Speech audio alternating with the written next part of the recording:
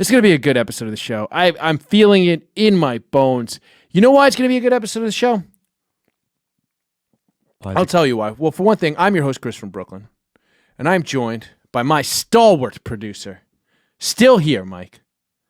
I appreciate you. What is the definition of stalwart? Can you look up the definition of stalwart for me?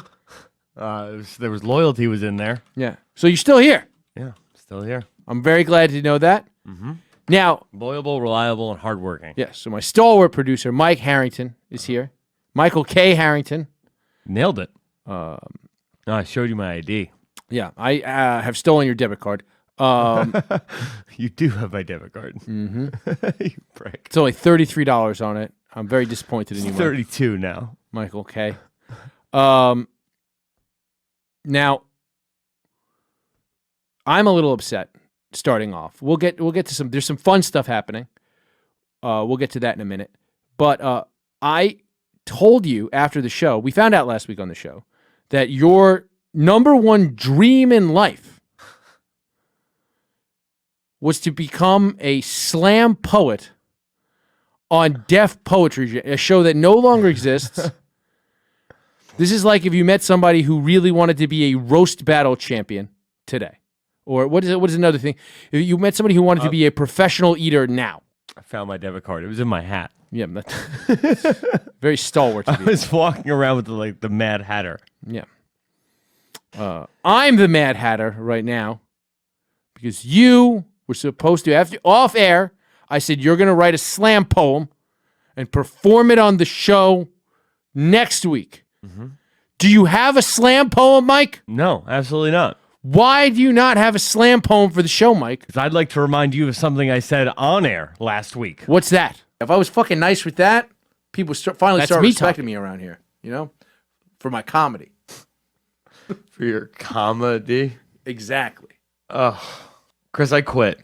I quit last week, Chris. I quit, and you promised me... That was a bit. It wasn't a bit for me, right? I quit. You promised me, right, that if I came back, that if I remained your stalwart producer, loyal, hardworking, and all that other shit, right, you would buy me Dogecoin. Look, here's the thing about Dogecoin, and it's fucking through the roof. If you don't know what Dogecoin is a meme-based cryptocurrency that until fucking 6 hours ago was under a penny. Now I talked to fucking Luke Trevice, who's a friend of ours. That motherfucker's made thousands of dollars today. I'm furious. I like it because it has a dog on it. I know that's why you like it. It has a picture of a dog on it. I'm pretty sure I bought a bunch of Dogecoin in like 2010 on Bittrex. I'm locked out of my Bittrex account, so I'm sitting here because I haven't used it since 2010. I believe I bought. If I'm gonna say Monocoin, Black Coin, and Dogecoin. Can you look up? So Dogecoin is around 7 cents right now. When I bought it, it was probably 1/100 of a cent. I think I maybe bought $1 worth. Yeah, Dogecoin is currently at 6 cents. 6 cents. Oh, 6.22. Oh, 6.15. All right, it's very volatile. Yeah, it's very volatile. That's fine. Can you look up Black Coin and Monocoin? I believe I bought both of those things too. I set up for Bittrex to buy a bunch of dumb altcoins as a bit for high society, and then the crypto market crashed and I forgot about it. And then you said you wanted Dogecoin, so I was like, all right, I'll just come in and access my Bittrex account, and I'll say that half of the Dogecoin in here is Mike's. Okay, Black Coin is it 0? Oh wait, no, it's at 4 cents, 4.6 cents. That's probably fine. I feel like I probably bought it at around a nickel, so it's probably about the same amount. Okay. Monero, what is that at? Monocoin? Yeah. Monocoin, 1.58. Dollars? Yeah. I think I probably bought that under $1. I don't remember. Like I said, it was a long time ago. I might not have even bought Monocoin. I'm pretty sure I bought Black Coin, and I'm almost positive I bought Dogecoin. Did you buy Blacked Coin? Is that a thing? I don't know, dude. I'd imagine. If Black Coin's a thing, Blacked Coin should be a thing. You know? You think those guys ask the girls to hold a quarter when they're done? It seems rude. They've just provided a service. But look, Mike, I tried. So I'm locked out of my Bittrex account, right? Which at the time, when I I'm pretty sure. I think I bought Dogecoin while I was drunk once. I have bought and sold Bitcoin before, but I do that on Coinbase, which is very simple to use. It's not one of these fucking wonky, weird sites. It's the respectable site to do this, even though the fees are a little high. I have a Gemini account, which I wasn't locked out of, but again, I can easily buy and sell anything but Dogecoin on there. I now, on my phone, so Coinbase, you can trade your Bitcoin for Dogecoin, right? Yeah. But not, so I had cashed out all my Bitcoin, but you cannot, I bought more Bitcoin on the desktop site on my fucking Chromebook that's in front of me, so I could trade it for Dogecoin. You can't do that on the website.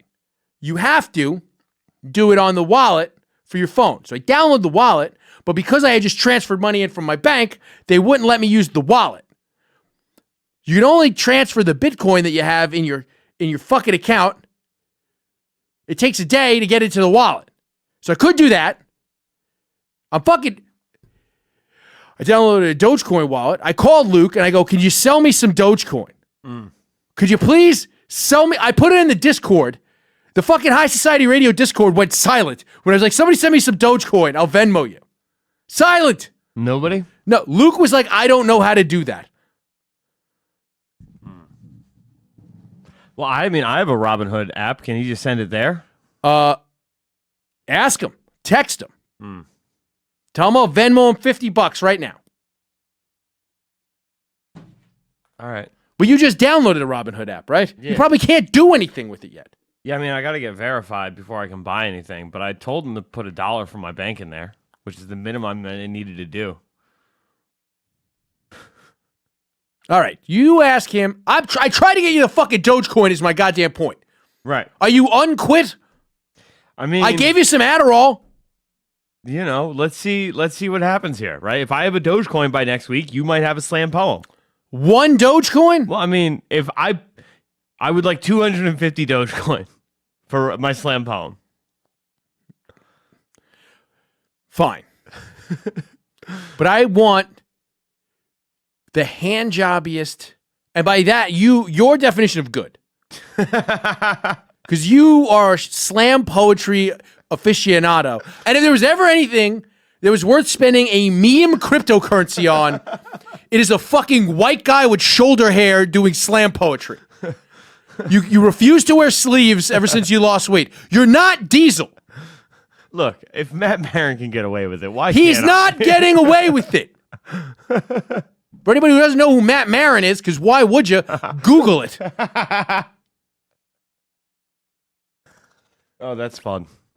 I know Erin, who listens to the show, is a big Comedy Fight Club fan, so she'll get a kick out of this.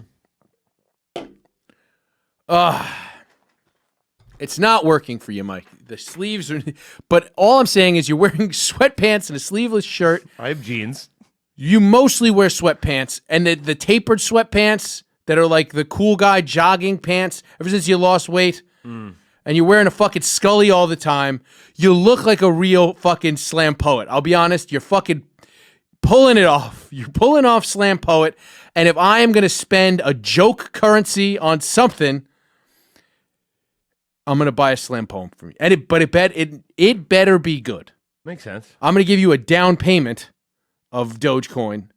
And then I want to hear the slam poem. I will critique it.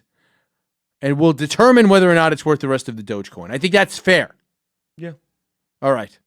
Are you back to work now? So wait. What is my down payment of Doge? Because 250 is the number I'm looking 125 will be the down payment. That is what you get regardless. Just as long as they show up here with a poem written. With a poem ready to go. I will then critique your poem.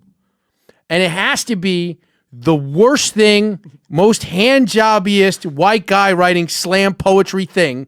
Okay. It's got to, it's got to seamlessly, like if we added, I'm going to have another producer in here, and so at some point while you're talking, they're going to add I'm going to have Frank in here, and I'm going to have him, at some point while you're reading the poem, a random point, he is going to add drums, bongo drums, lightly, and it has to be seamless.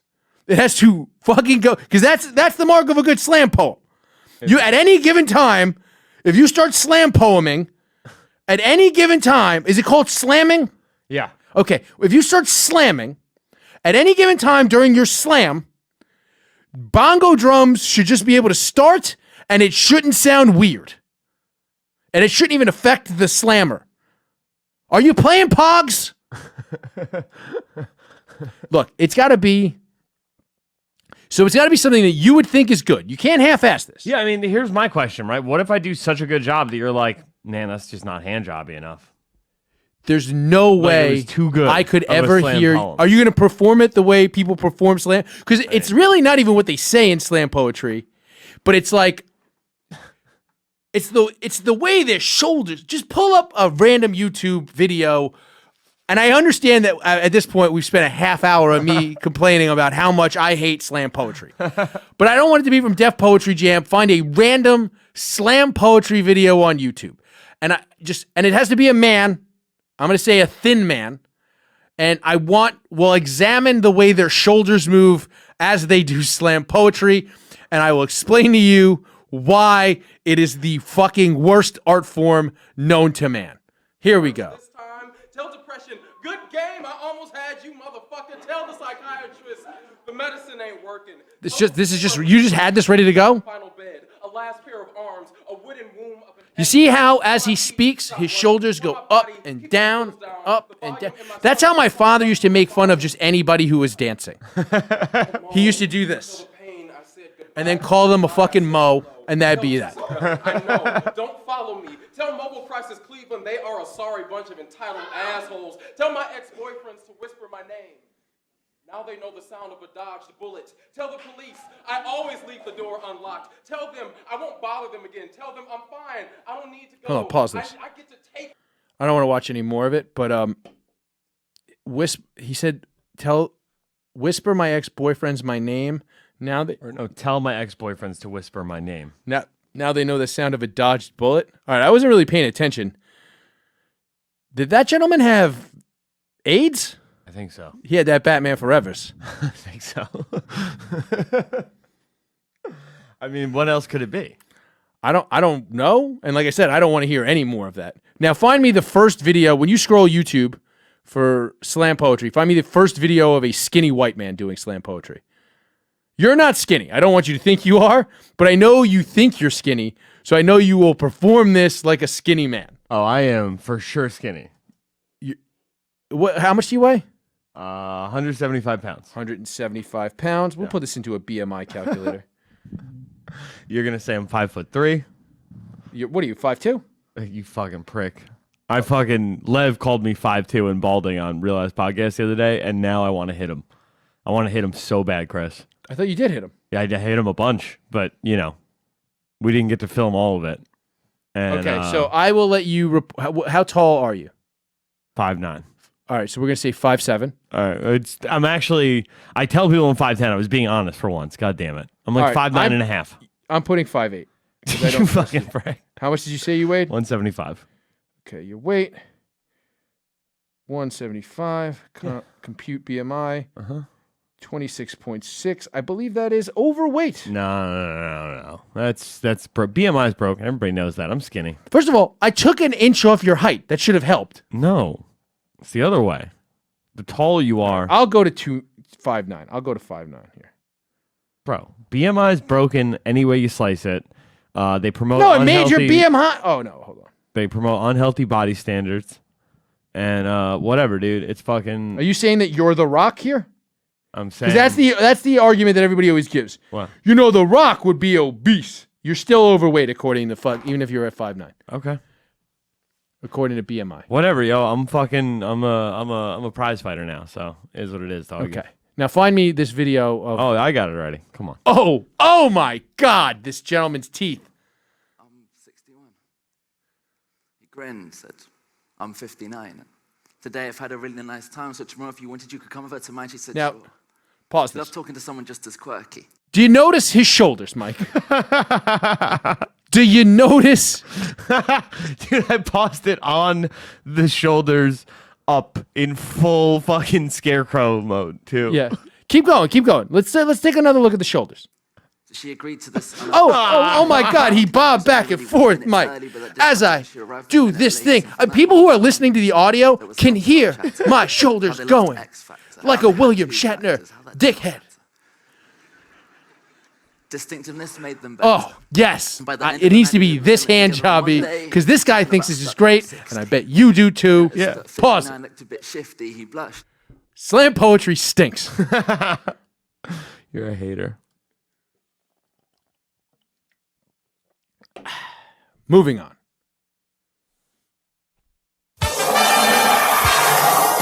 So obviously, we were talking about the Dogecoin thing. That is part of Gamestonks. I don't know what this is officially being called. I like it. It's the entire Wall Street, reddit.com/r/Wall Street bets. These gentlemen have won, as of right now, we talked about it on High Society this week. Me and Stanley had to do an update the next morning to add to the episode because so much had happened in a day. It's been an interesting Dogecoin is the cryptocurrency that they've chosen to pump up along with GameStop. I mean, I'm sure anybody this is coming out on Tuesday. I'm sure anybody who's listening to this knows what the fuck we're talking about. I won't get too deep into it just because I'm sure a lot of this information will be outdated by Tuesday. But it's Elon Musk was tweeting about Dogecoin. That's why it went up. GameStop, they paused the trading. Here's some crazy shit, though. Everybody in the beginning of today, as we're recording this on Thursday, thought that this was all going to go, like, let's say, going into today, as we recorded High Society last night, we all thought that this was going to be over. Wow. That at some point, the government was going to step in and fuck over the little guy. Whereas instead, Ted Cruz and AOC agreed on something. And then here's what's funny. Alexandria Ocasio-Cortez tweeted something out about how it was awful and this and that, which I thought was hysterical to see AOC on the side of a subreddit whose logo is a cartoon version of Donald Trump. Bawling out. It's pretty sick. Yeah. It got my dick a little hard. I'm not even going to lie because it's been so long since the country's been unified, Mike, you know? It's been so long. And then Ted Cruz quote tweeted it and wrote this, which just more and more of a hand job that guy is every day. Mm-hmm. It was something, or like with an arrow pointing down. I think it was the 100% agree. Thing. Yeah, agreed. And then she tweeted, about 3 weeks ago, you tried to have me murdered.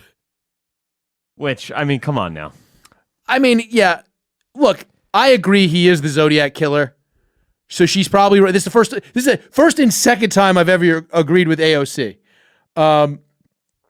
So then she writes, so after that, at some point, she wrote, I'm trying to find her quote tweet of it. Yeah.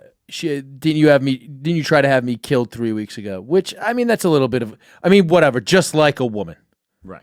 To exaggerate, you know? Yeah. It's just, he didn't try to have you killed. He did something that almost led to you, like, almost kind of. Look, first of all, I didn't see I don't know who the fuck they got out of fucking that room first, but let's put it this way. We all know that those fucking cops got the fucking hot young congresswoman out of there faster than anybody else. Of course. They pushed over Nancy Pelosi to get her out. Right. By the way, that's who I want to talk about right now is Pelosi. Because this bitch, let me point out what she was quoted as saying. She was very surprisingly quiet on the GameStop thing. And a great... Oh, do you want the AOC quote? Yeah, let's get it. Okay, I'm happy to work with Republicans on this issue where there's common ground, but you almost had me murdered 3 weeks ago, so you can sit this one out. Happy to work with almost any other GOP that aren't trying to get me killed. In the meantime, if you want to help, then you can resign. This is a little over dramatic. Yeah. Like, he didn't try to have you kill. It's not all about you, lady. I mean, look. I think any woman that goes by Alexandria, your name's Alex, bitch. Like, fucking relax. We have a friend named Alexandria. What the fuck do we call her? Alex? There you go. First of all, isn't that better for your fucking far progressive shit? It's a super gender ambiguous name, Alexandria. Also, to be fair, I think she should go as Andrandria and cut her hair short. I like it. Everybody else, I think, in Alex's life calls her Alexandria. You mean her mom? Yeah. Like her mom, her friends from like growing up and shit. All right, fine. But I'm just saying it's a little excessive. I agree. Let me find this thing from Nancy Pelosi was quoted as it's very interesting. We'll all be reviewing it. She refused to comment on it because she doesn't know how the winds are blowing. I don't know if we've talked about it on this show, but I've definitely mentioned it elsewhere. Remember when Nancy Pelosi was commenting on insider trading at the beginning of the pandemic, and she was very mad at several congressmen that did it? Yeah, I mean the Republican ones. Of course. Yeah. Those laws that they were talking about that those congressmen may have violated only exist because of Nancy Pelosi. Is that true? Yes. Under the Obama administration, when Nancy Pelosi was Speaker of the House, she held up multiple votes for legislation to regulate credit card companies so her and her husband could dump massive amounts of stock before the laws went through. And she's also, you can just Google News Nancy Pelosi right now and stocks. She is under suspicion right now for some other insider trading with a different thing. She's a fucking that bitch dirty. Like she is a fucking greaseball, Nancy Pelosi. She has disclosed stock options in Tesla, Disney, and Apple. That's what it is. It's the Tesla thing. She bought a bunch of call options. So she's betting on fucking she's betting on margin that fucking Tesla's going to go up further as the Biden administration is passing massive fucking electric vehicle legislation. She's privy to the way the law is written before it goes into effect. She's the Speaker of the House. She's the top-ranking Democrat. No, she's the second because McConnell's out. But still, she's the top-ranking Democrat in the House. Wait, McConnell? What did McConnell have to do? No, he's just out.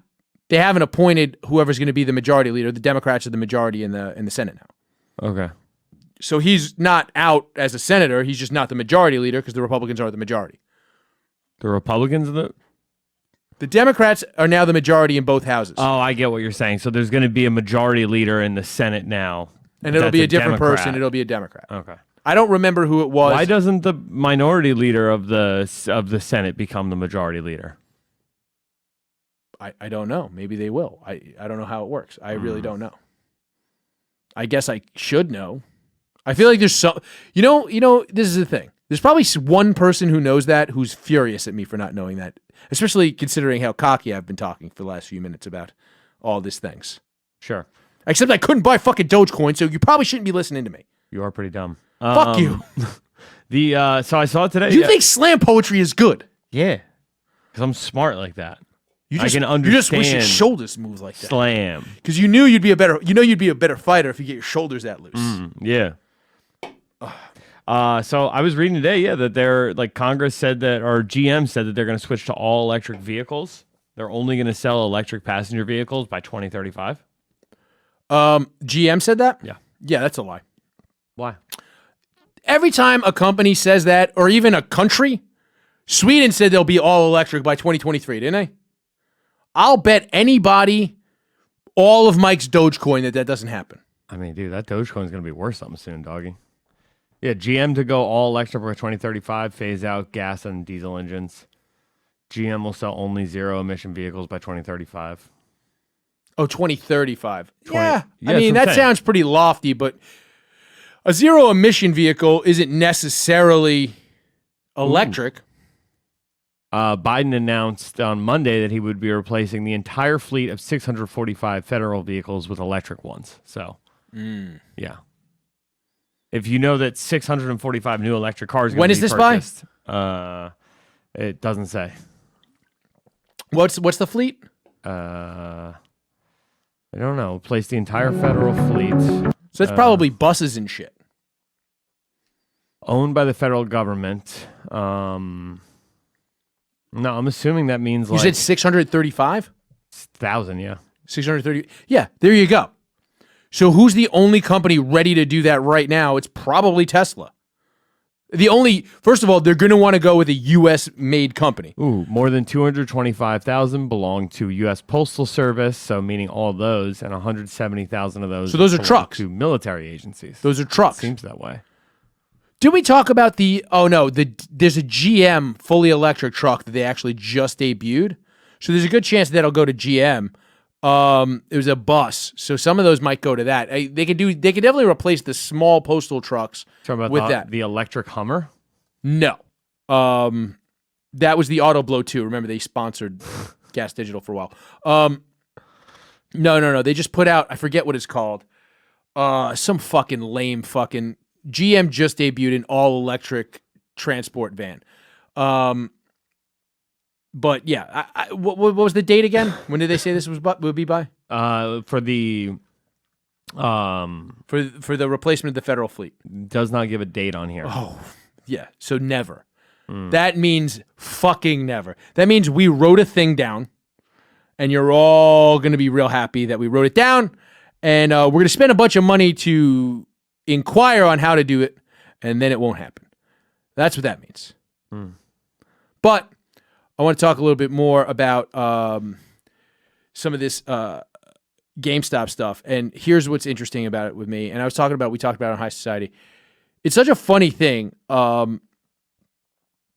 People, I feel like I almost annoy people when I talk about some of these, like with the Capitol building and with this. I've been tweeting a lot about this because it's so funny to me. Is this entire situation with GameStop and all this is hilarious to you, correct, Mike? Of course. All right. So it's been so funny to me for the last couple of days. Like I had a buddy call me and say that I was downplaying what happened at the Capitol building. And I was like, I don't think you understand how hilarious fucking insanity is to me. Especially, we live in a first world country. Right. Nothing ever feels dangerous. No. Like, that's why when the riots were happening in the city and I was upstate, I was like, I looked at my chick and I was like, I gotta go home. I need to feel fucking chaos. You get what I mean? Yeah, you're a sick fuck. I get it. Yeah, I don't even think I am a sick fuck, but I love. So in 2008, when the stock market crashed and all that shit, my first thought was, good, finally we'll start killing some of these Wall Street guys. Right? Yeah. And we didn't, and that was sad. Yeah, it was pretty lame. It was fucking whack of all of us. This is happening, and now all of a sudden, everybody's like, yeah, fuck these Wall Street guys. Well, it's like that video we were watching. We were watching that video about the Joker in films over the years, and they got to the Joaquin Phoenix Joker, and they were like, yeah, people nowadays, whether it's true or not, and honestly, I tend to believe that things have gotten better, even with, like, pre-COVID particularly, but it was this sense of, like, everything's getting worse, and we are powerless, and this and that. And so now this happens. This is just the fucking Joker.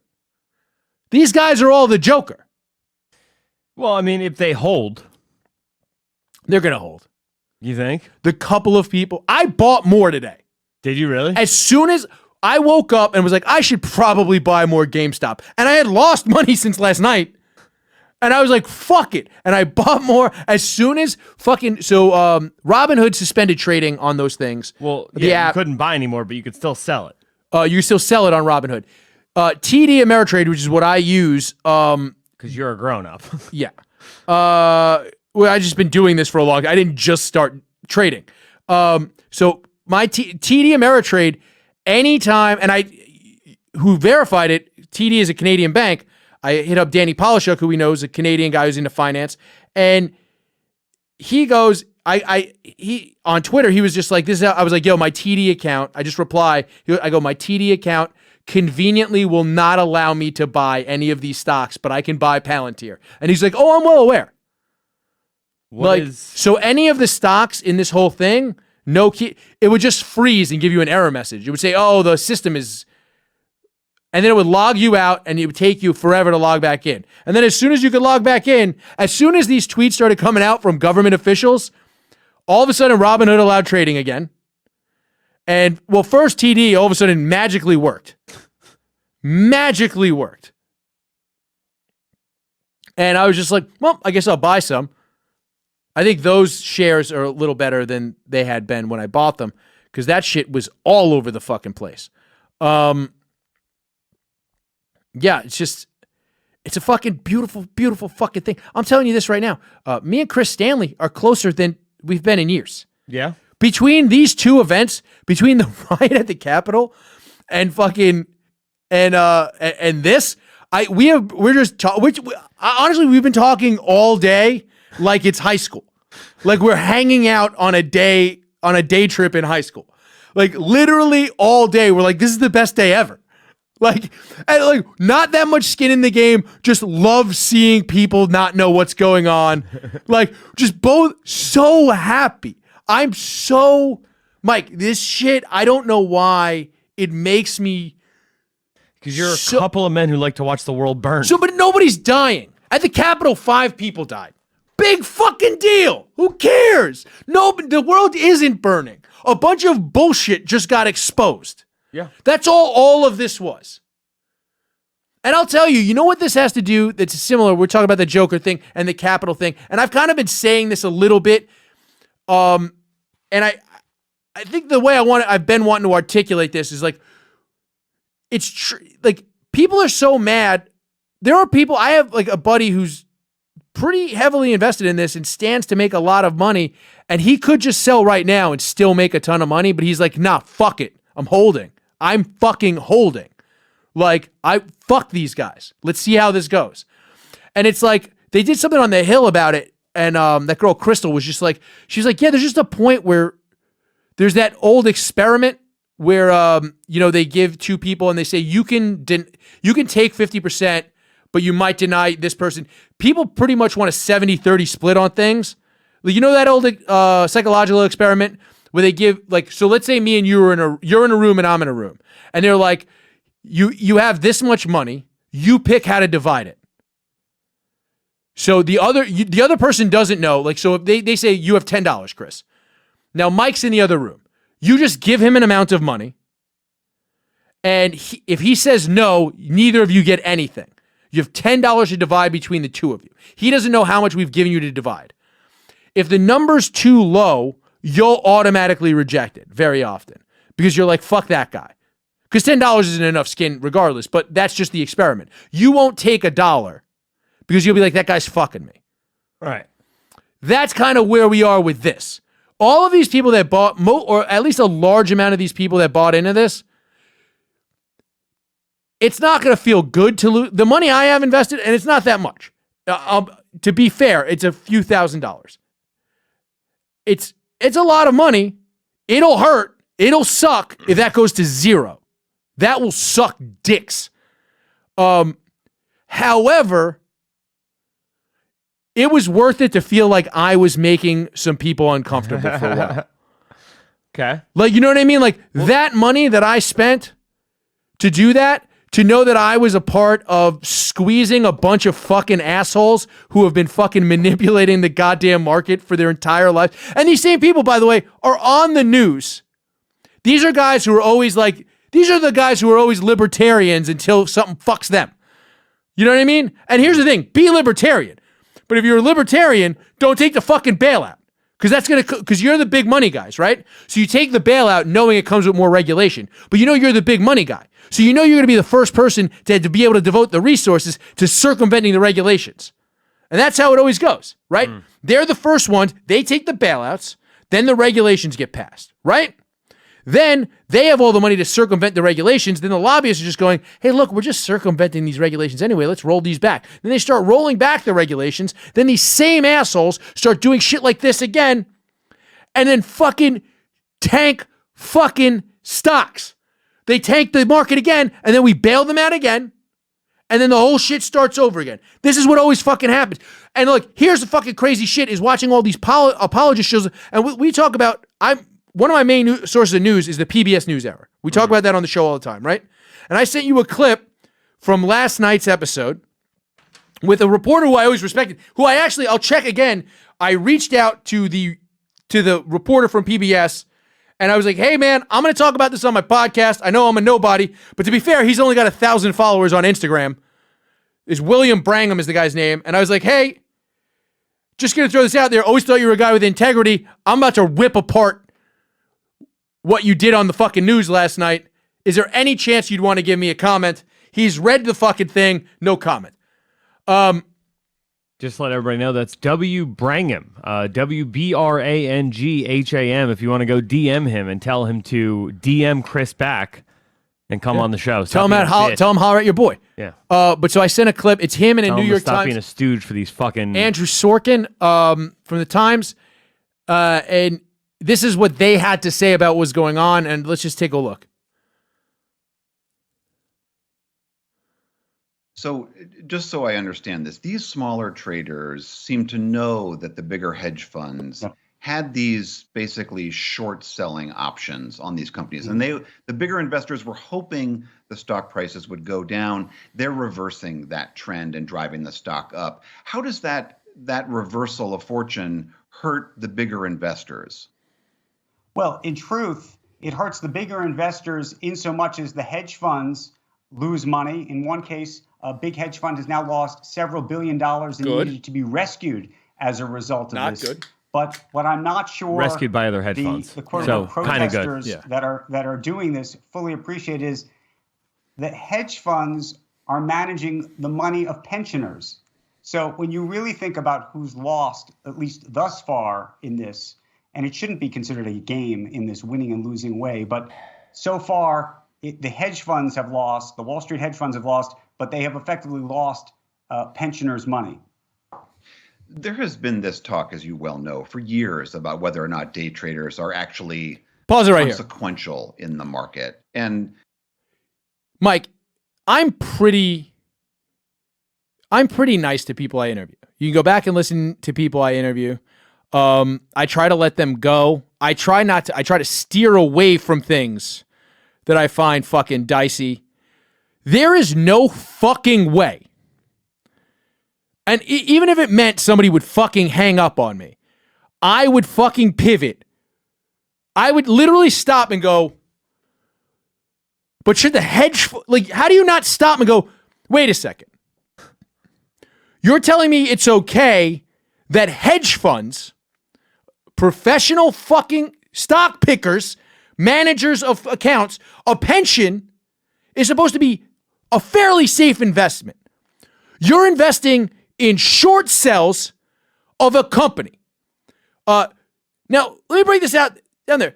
GameStop was leveraged. There were more shorts bought than stocks made publicly available. So the only way they could actually make money on those shorts is if the fucking company fucking tanked. Huh. That's the only way. So think about that. First of all, this is legal, what is happening with them being squeezed. It's happened before with Volkswagen. This is completely legal, what's happening. So they knew this, and it's happened before. So they know this is a fucking possibility. And they've been doubling down on their fucking shorts. So if you're investing pension funds, and you're supposed to be investing them safely and wisely, because you're a fucking hedge fund and you're the person trusted to do that, I'd imagine you have at least one CFA on your fucking board. You're a fucking asshole. How do you not? You're a reporter for PBS News and you don't stop a guy and go, yeah, can we run that fucking back? It's some assholes on the internet's fault that some professionals didn't know not to fucking gamble Nana's fucking rice money. I don't know why it's rice. It would be Abuela's rice money. Fuck it, whatever, you get it. I was thinking of that old, you ever see that old commercial where the lady eats cat food and it was a Meals on Wheels commercial? Mm-hmm. That's what I was thinking of. You fucking now Nana's got to eat cat food. Melvin Capital.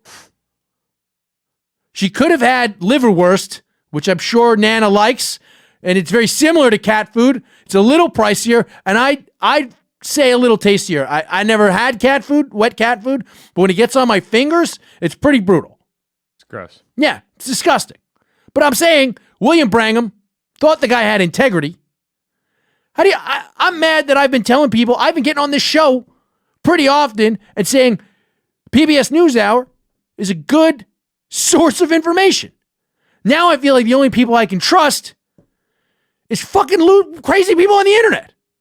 The good people of Dogecoin? Yeah. What's that guy's name who invented Dogecoin? We should try to get him on the show. I mean, I think I reached out to him a long time ago to come on HSR, and he said no. Why? Or he just didn't get back to me. Marcus something. Billy Marcus and Jackson. Billy Palmer. Marcus. I reached out to Billy Marcus, and he never got back to me. That sounds suspiciously like Mr. Firefest. Yeah. What's that guy's name? Billy.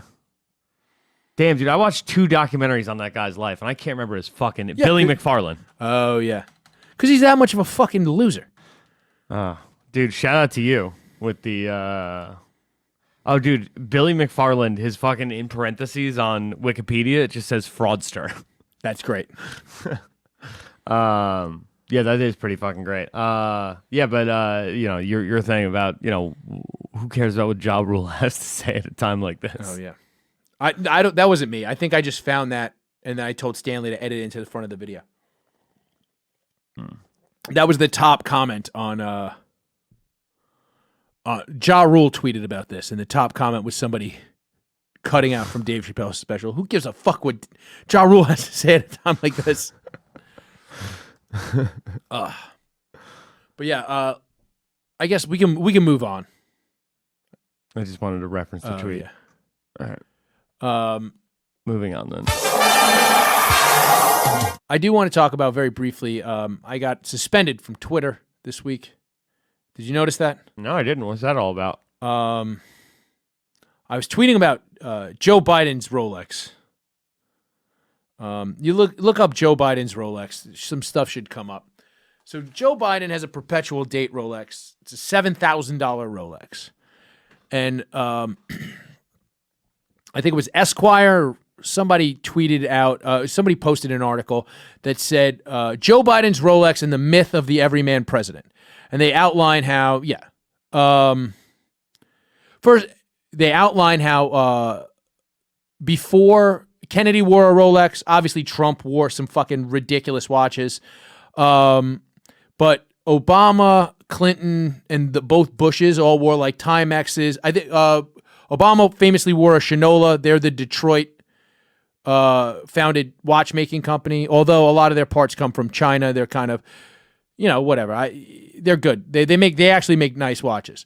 The farce of the everyman president, and they kind of talk about how like a lot of these presidents are these kind of the kind of rich people who kick a gutter to scuff their sneakers. You know what I mean? To the kind of kids I'm talking about, the kind of kids who are intentionally scuffing up their nice stuff so they can act like they don't care that their parents have money. No, I don't know those kids. Oh, I mean, yeah. If you grow up in New York City, you end up meeting a couple of people like that. Like maybe a kid who currently has a Netflix show. I didn't say that. If I was to guess, though. No, there's no way that kid doesn't have crispy ass sneakers. That's fair. No, but there's kids who wear like ratty hoodies. This kid I went to junior high school with was a nice kid, just like always like the ratty hoodie, the worn out clothes.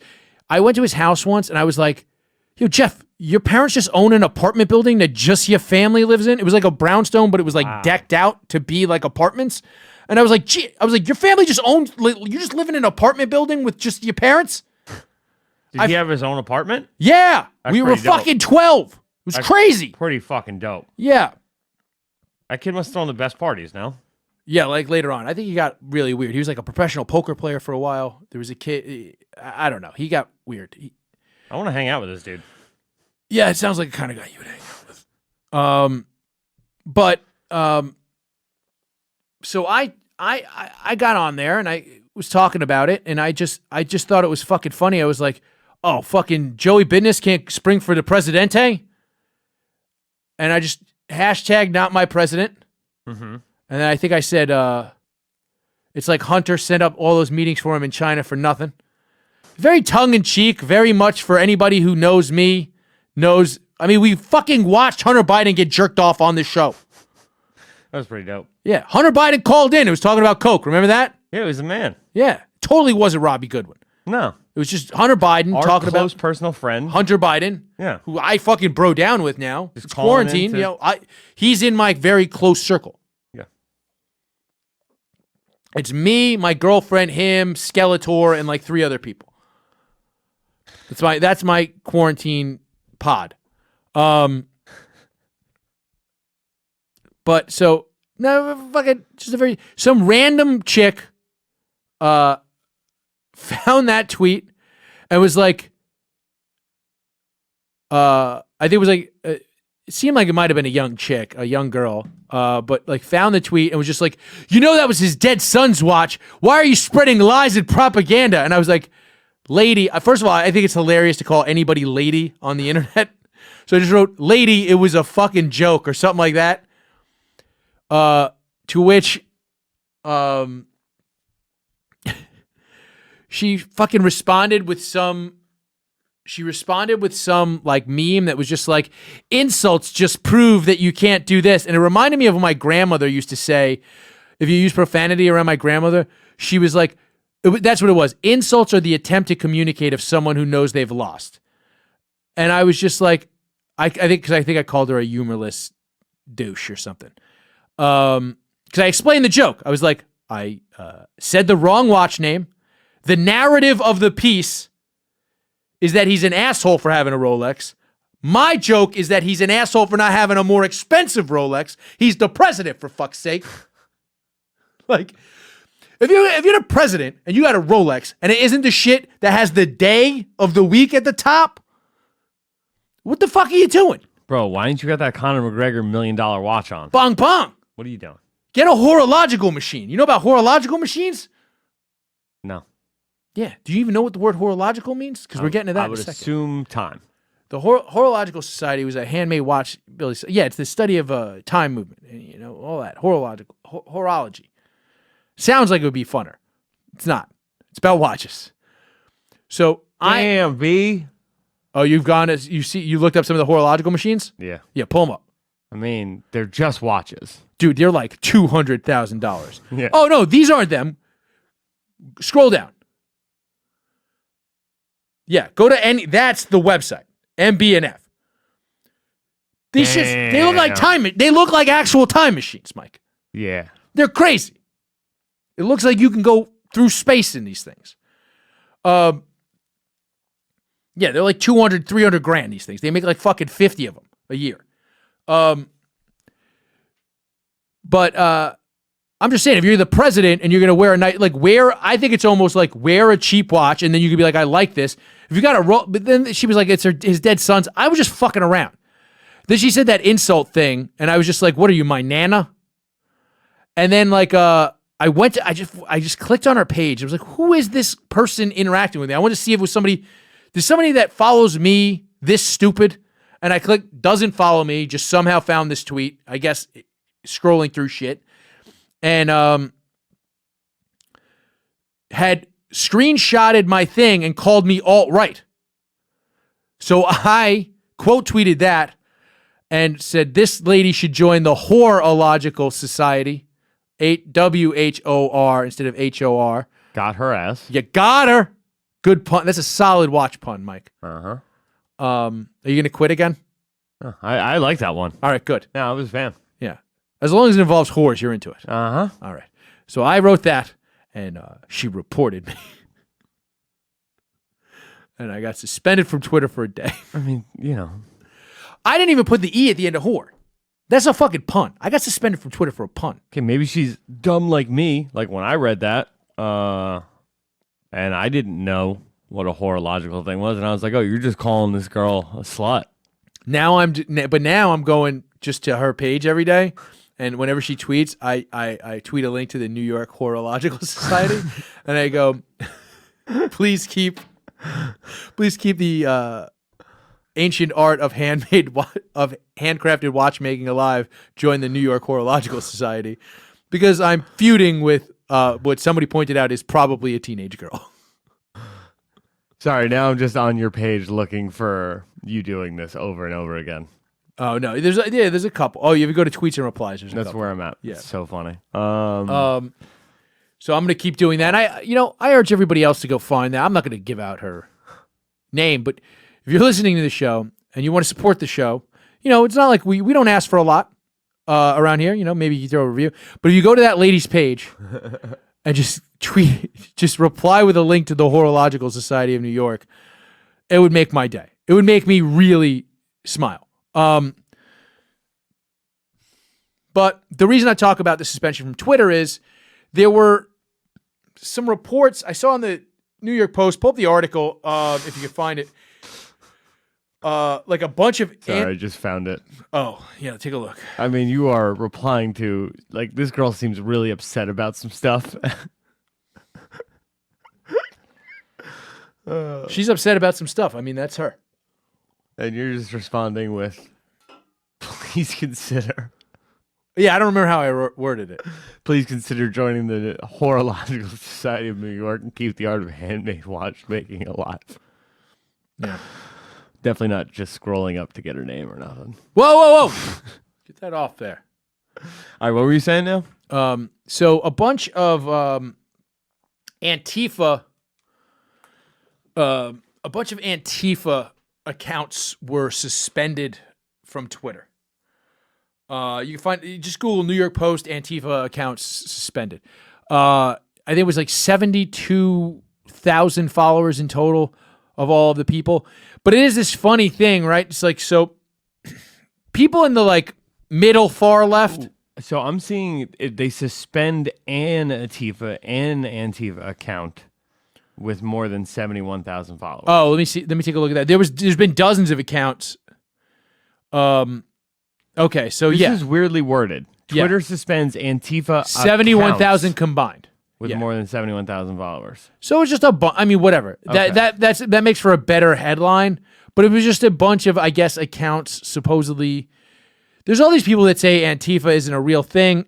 Look, we'll get to these guys in a minute. But if the Proud Boys are a real thing, Antifa is a real thing. As far as I'm concerned, none of these things are real things. The only things that are real at this point are Dogecoin and my full collected box set of the anime series Trigun. Those are the only things that are real in this world, Mike. But so people don't realize that this, like, how do you not realize that this is the next thing that they're taking out? We've radicalized both sides of the country to get a thing done. Right? That's the thing. Getting Trump out of office. Gotcha. I do kind of, look, I wasn't a fan of the guy. I didn't vote for him either time. But I do believe there were forces at work beyond the norm to get him out of office.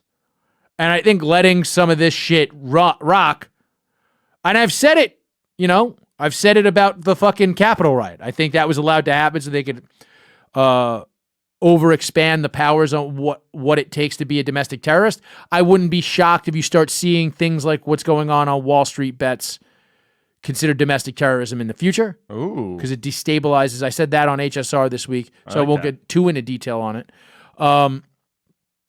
But it's... how do you not expect this? And what I'd like to hear is like those, like, not a centrist Democrat's opinion on this. I would like to hear the opinion of an AOC, some of these more further left, at least in rhetoric, politicians, or just some of these people, like some of these, you don't see any of these celebrities that were saying these people are doing the righteous thing, supporting the fact that they're being deplatformed now. All of a sudden, it doesn't matter that these people are being deplatformed. You know what I mean? I guess also if you were for deplatforming the right, you can't not be for this. But people always, I mean, that was always the example that was always given was, how come you suspend a guy like David Duke's account, but not Louis Farrakhan's account? They're both just anti-Semitic assholes. You know what I mean? There's one difference there. That was always the comparison. I think they have at times suspended Farrakhan's account now. I don't know if he's permanently banned or whatever, but it is this weird thing where it's like, oh, well, now this thing is over, so we're going to take away your organization tool. They don't have a Parler because they were just allowed to run roughshod on Twitter. You know what I mean? Maybe they should all join Parler. How great would it be if Parler comes back, or Gab, and it's just the lunatics? From both sides? Yeah. And it just turns into fights every day? Yes. That would be dope. And like they just meet up and gang fight. I like it, dude. Just fucking Jets and Sharks all day. Just every single day. I think we should they should all move to one of the, how many states are there? And find the name of this law. This is a lot of work. You have to put down your phone that you're playing slots on. It's not slots. What are you playing? Funko Pop Blitz. Funko Pop? Yeah. Are you a guy that is too poor to buy actual Funko Pops? So you're playing a Funko Pop? You don't have any Funko. I've been in your room. You don't have any Funko Pops. There was a time in my life where I had a bunch of Funko Pops. Why? Because I like them. But yeah, at this point in my life, because they're dope, dude. They're like tiny Funko Pops are the slam poetry of action figures. They're terrible. No, they're dope, dude. They're fucking little figurines with big heads, and they have like little expressive faces. I'm a little figurine with a big head. You're not a figurine. I can't keep you in a box and increase your value over time. I put you in a box. My value is going up over time. Not if I put you in a box. That's true. I got to be free. Yeah. But yeah, look up the law for when you're allowed to fist fight and the cops can't stop you as long as everybody consents. Okay. And then let's see if we can start bussing. Okay, mutual combat law. Yeah, mutual combat law. That's it. I just realized I didn't finish making my point about QAnon. So while you're looking that up, I'll make this point. Legal in 2 states. Only 2? I thought it was like 6. It was, but I guess those are no longer legal. Boo! Washington State. Okay. And Texas. Well, I knew Texas.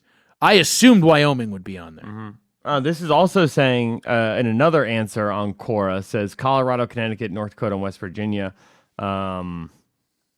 There's a lot more words here, though, so I'm not going to bother reading all that. But continue to make your point about QAnon. Sorry. Okay. Yeah, you read into this. So, yeah, the thing I was talking about before, and I know this is very manic, and I was talking about it about 20 minutes ago, but I don't, like, that's also people being mad at the elites, is the QAnon thing, the Capitol storm riot. And, like, I know people were trying to say that these are privileged people that aren't allowed to fucking, that are just mad that they're out of power, but they're not. They're disenfranchised people who have been who saw the way the media covered their guy. Like, I've talked about it on multiple platforms, just the way the media covered Donald Trump mostly was horseshit. Like, he had plenty of things to hang him on. The way he handled the fucking pandemic response was enough to fucking get him not reelected. Period. The way he handled those riots was enough to get him not reelected, in my opinion. But I'll even go back to day one Donald Trump shit. Like, people were reporting these, like, resignations in departments, and it turned out that was fair. People just didn't know how certain things worked, and were just finding out because of sensationalist headlines, because people were getting clicks. And it was super easy to see through, right? Like, I was looking for it, but I wasn't a Trump guy.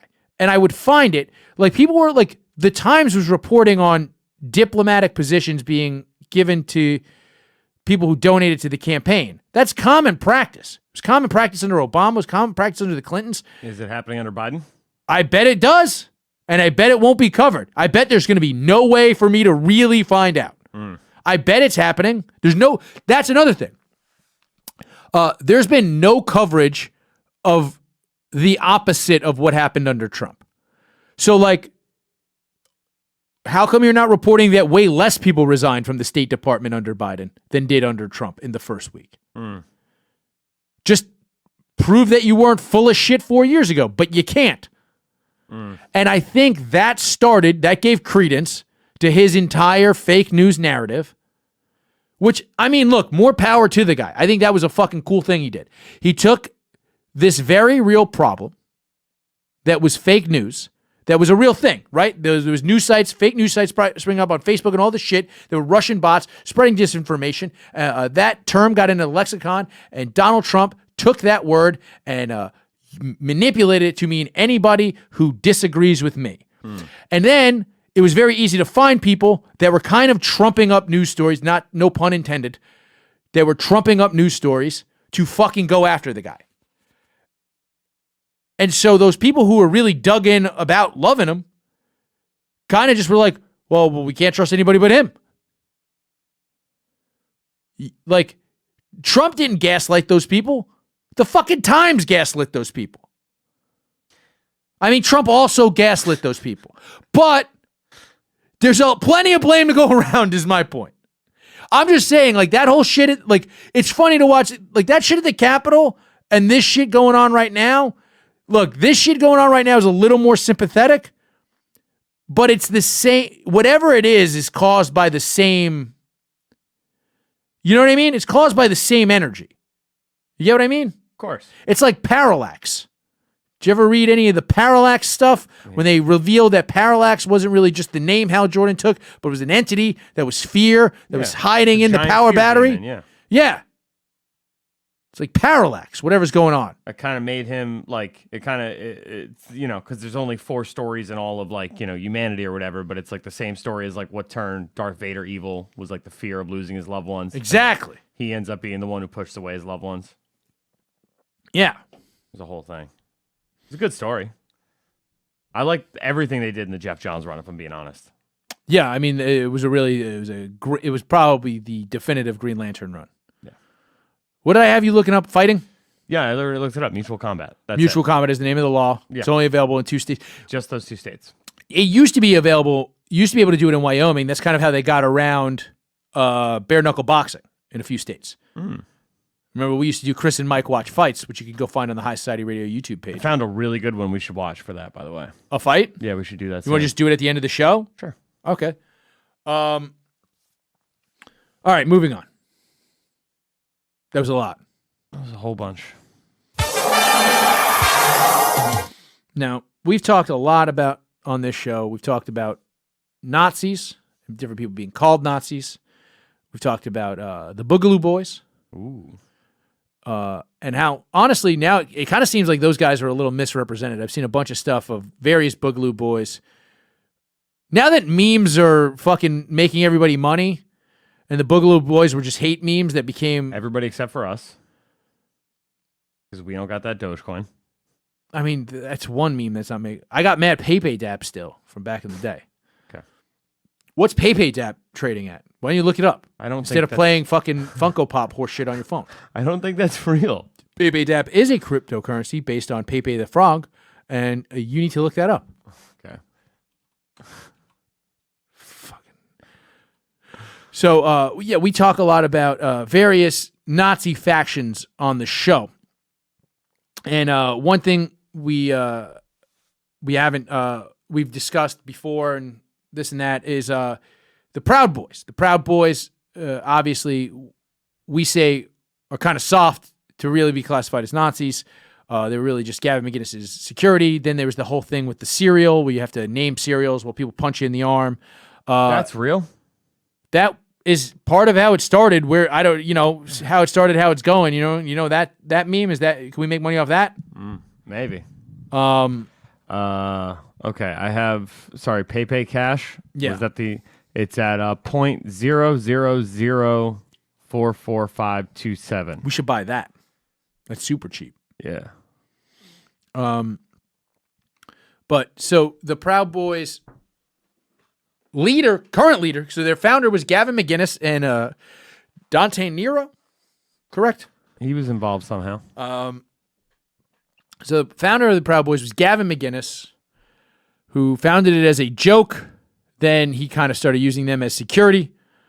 Then it kind of broiled out into this counter-protest, alt-right kind of thing.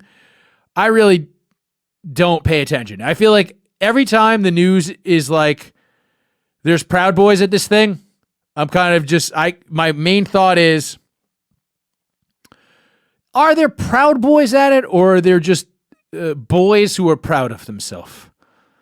You know, is it just some boys who showed up and they were like, we're here, we're proud. You know, get used to it.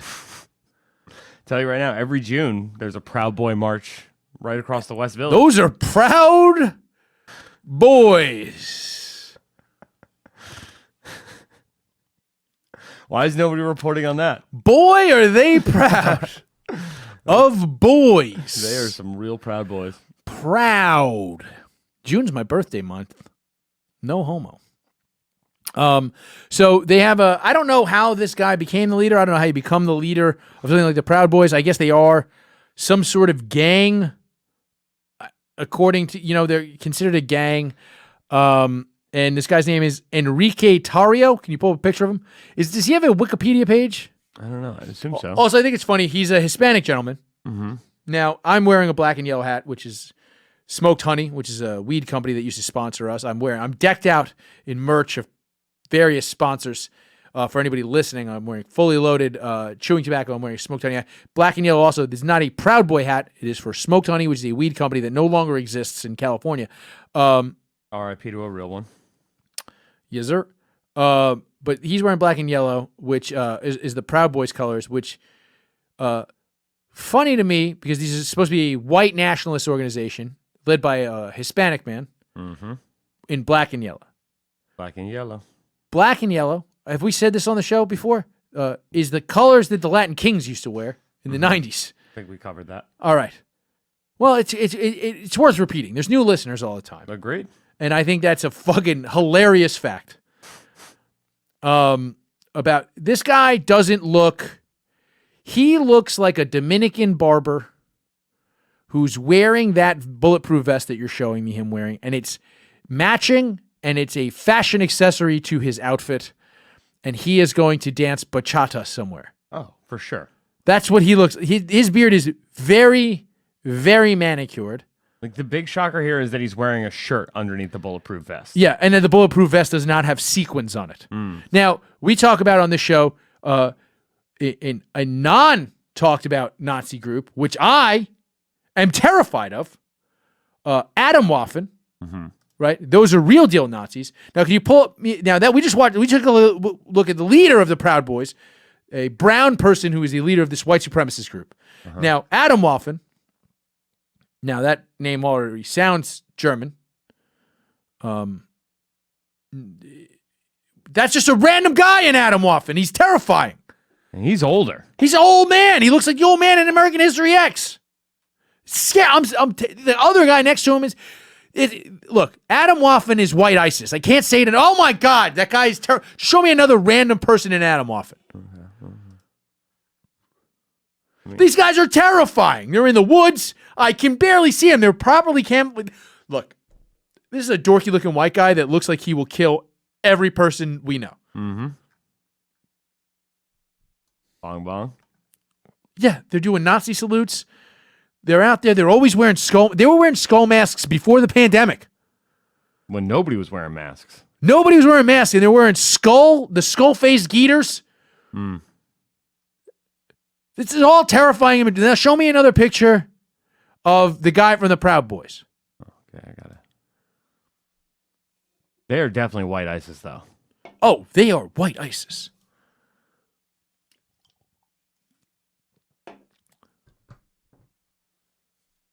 Now let me see this guy from. Dude, he's literally wearing the same thing in every one of these. He's got the sunglasses that match. Yeah, it's just He looks like he's getting ready to give an MLB player a manicure. Come on! His hat says the War Boys. War Boys? Oh, we're going to Walmart because we're so proud. Oh, he's wearing a shirt that says American supremacist. What is his nationality? Can you please look that up for me? Yeah, sure. I feel like we lose people every time I shit on the Proud Boys, but I'm not going to stop doing it. You know what it is? It's not so much that I hate the Proud Boys. It's that joining makes you a dork. It's fair. Right? My uncle was a Boy Scout leader for the Boy Scout troop in our neighborhood. My brother was in the Boy Scouts. My cousin was in the same Boy Scout troop. And I called them all losers every week when they left to go. They were like, they put on their stupid brown shorts, and they were like, we're going to, like, yeah, have fun joining, dorks.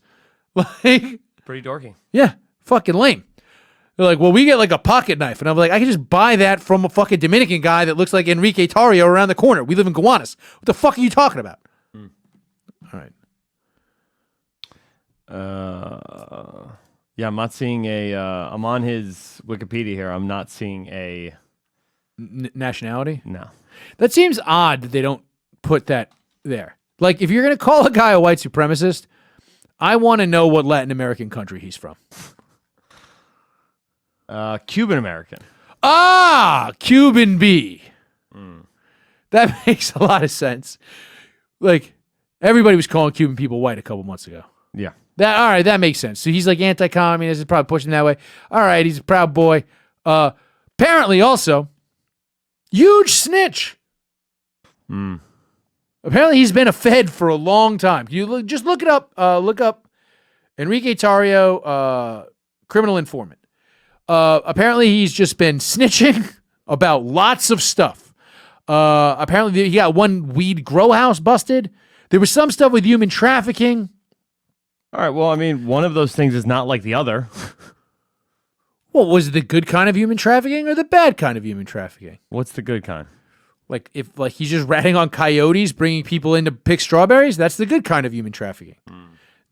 Also, the good kind of human trafficking is like a shipping container full of people to give me handjobs. I really can't see a bad type of human trafficking, Mike. If there's a bad type of human trafficking, I haven't found it. Okay. That's one stance to be taken. All right. Leader of the Proud Boys was arrested in Washington shortly after the Capitol riot. Previously worked undercover and cooperated with investigators after he was accused of fraud in 2012 court documents show. I'm going to just keep reading this? Or Yeah. Okay, I'm in. You're good at reading, Mike. Good job. Get some shoulders into it.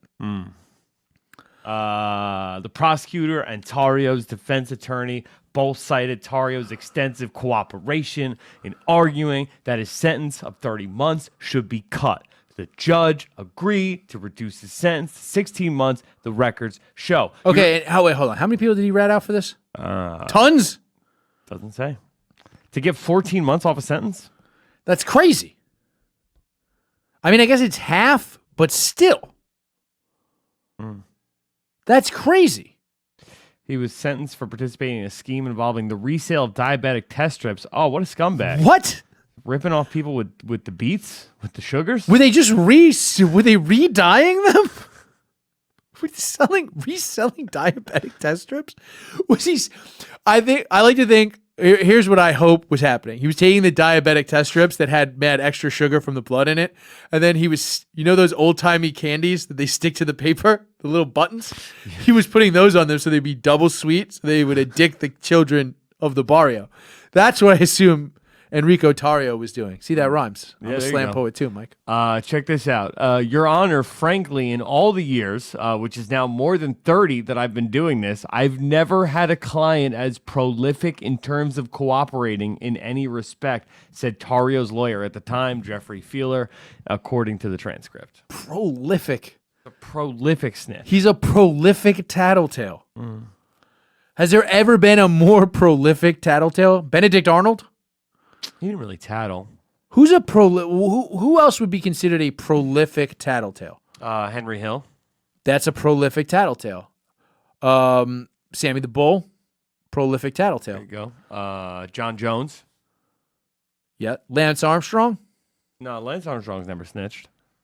Oh, he just said everybody did it. Yeah. It was vague about it. Yeah, same way Nate Diaz was like.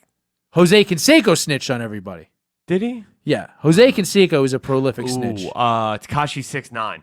Tekashi 6ix9ine. He's a prolific snitch. So, all right. So, prolific snitch of our day. Imagine being a brown... Look, just show me a picture of anybody from Atomwaffen, and let's see if we can figure out if they're snitching. I mean... No, that guy's not snitch. Look, just show me a picture of a younger... That's the old guy again. Just show me a picture of a young guy, a couple of young men in Atomwaffen. Yeah, I mean, these two guys who were clearly arrested. Right? Like, this is their mugshot. Let me see. All right, take me a second Terrifying. Oh, my God. Look, these two guys look like they want to go to jail just because there's more black people for them to attack in there. You know what I mean? All I'm saying is, let's stop throwing the Nazi moniker on a Dominican guy, I assume Cuban guy, who's a tattletale. Prolific. Prolific tattletale. Who did Hitler snitch on? Hitler killed himself rather than go to jail. Right? Facts. You know what I'm saying? Are you on the phone now? This is crazy. Is that Ralph? Are we in trouble? All right. No, so Enrique Tarrio snitches on everybody.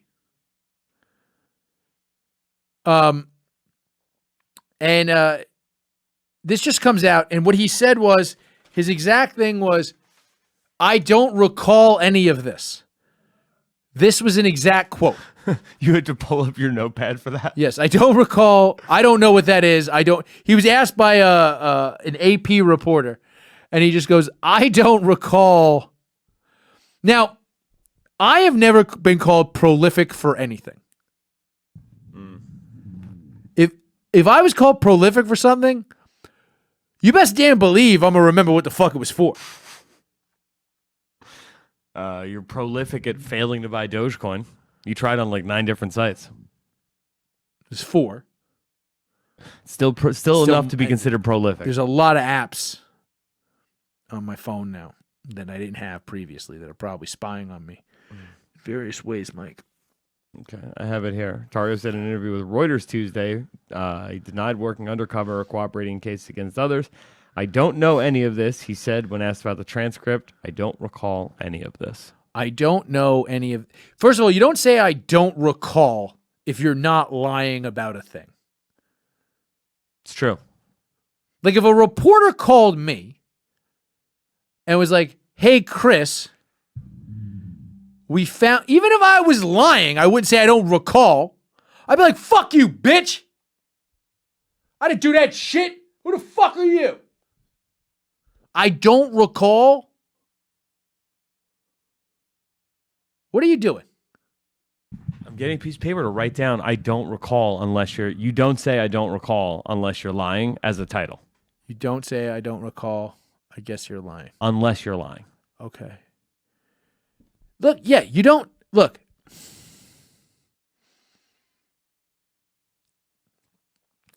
Why the fuck would you say I don't recall? Because you're lying. That's it. If you actually didn't recall something, you would just say that didn't happen. Yeah. Right? Like, if you didn't recall something, you'd be like, that didn't happen. And then they'd have to be like, no. Like, I'm trying to think of all the times I've blacked out drunk. And then people will be like, Chris, you did this. I'm like, no, I didn't. Like you have told me when I apparently elbowed a guy in the head in a diner. Nudgingly, I didn't hurt a guy in a diner. I elbowed him and knocked his hat off. It's a pretty frail man. You might have hurt him. I knocked the guy's hat off who had stiffed a waiter who I was friends with at the time. That's what happened. I pieced this together, but I didn't say I don't recall. You were like, yeah, you don't remember you elbowed that guy in the head? I was like, I didn't do that. You're making that up because you know I was drunk. And then 7 or 8 people corroborated you. And then I said, I guess I did that. Yeah. But you never said I don't recall. Never once. I didn't recall. If you don't recall, you don't say you didn't recall. Because you don't recall. Right? It's fair. And if you total recall, we're going to the moon for Dojo. All right. Proud Boys are bitches, son. Snitches. Let me see another picture of Atomwaffen just before we shift gears. Oh my God, that guy's terrifying. He looks like a vampire of some sort. This is like, I hope they don't open an Atomwaffen house next to our Waffle House. That's good. I don't even know what they would serve there. Milk. My man's name here. It's John Patrick Denton, aka Rape. Yo! Holy shit! Dog, Holy his shit! Just be like, oh yeah, let rape go handle that problem. Somebody said they didn't recall snitching on us. We should probably send in rape. He's the fifth horseman of the apocalypse. Rape. What the fuck? Bro, he said we must maintain a public image of strength and uncompromising ruthlessness in dealing with the enemies of our race. John Patrick Denton, a.k.a. Rape. Read that quote one more time. We must maintain a public image of strength and uncompromising ruthlessness in dealing with the enemies of our race. And nobody's talking about these guys. Holler at your boy, Rape. By the way, bars. Oh, I hope he's in jail. Because if he hears this, it's rape for us. Yeah, oh my God! If Rape hears that we talked about, first of all, we have not said anything bad about Rape yet. I mean, don't clip that. Yeah, I'm terrified of those guys. Again. Yeah, they're actually scary. Yeah. Yeah. If they were standing back and standing by, we'd have problems. Who are you more scared of? Enrique or Rape? Okay, this is fucking fun here. I don't recall is the quote of one of them, and the quote of the other one is, my name is Rape. No, here, you want to hear an actual quote from him? Yes. They think they can stop rape? They think they can stop me? Holy shit! He is the fifth horseman of the apocalypse. Holy shit! Oh. First of all, just somebody buy me a whistle quickly. Why would it be your? We need whistles after this to signify that Rape is coming for us, Mike. Because he's coming, and we cannot stop him. He's the fifth horseman of the apocalypse. We need rape whistles. He's gonna rape us, and his horse is gonna. We need the biggest rape whistles you could find. That's not my purse. I'm scared, Mike. I'm scared of Rape. No homo. Fuck. Oh. Bro, they're out there. They are. It's terrifying. Yeah. Like I said, I don't want them opening an Atomwaffen house next to our Waffle House. I don't know what would go on in the Atomwaffen house. I assume rape. I assume rape would go on. I assume a good amount of rape. Yeah.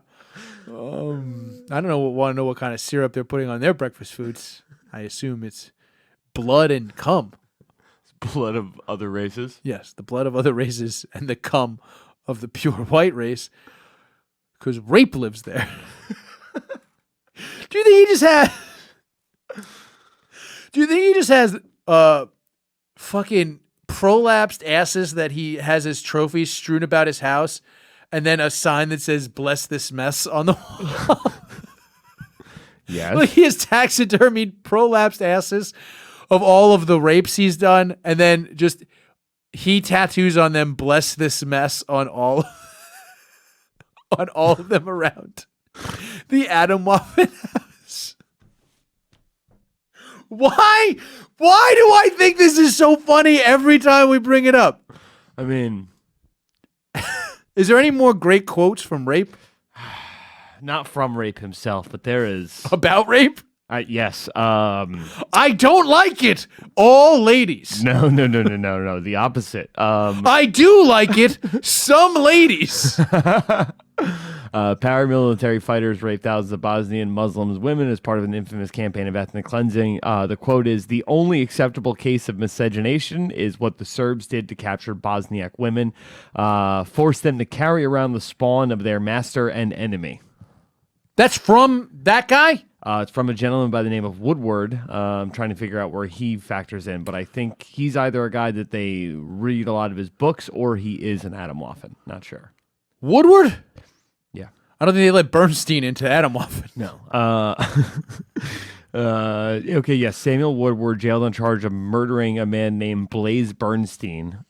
He frequently participated in Atomwaffen chats. First of all, let's put this out there. He murdered a man named Blaze. Yeah. Because that's a handjobby nickname. Right. Unlike Rape, who doesn't take handjobs from anybody.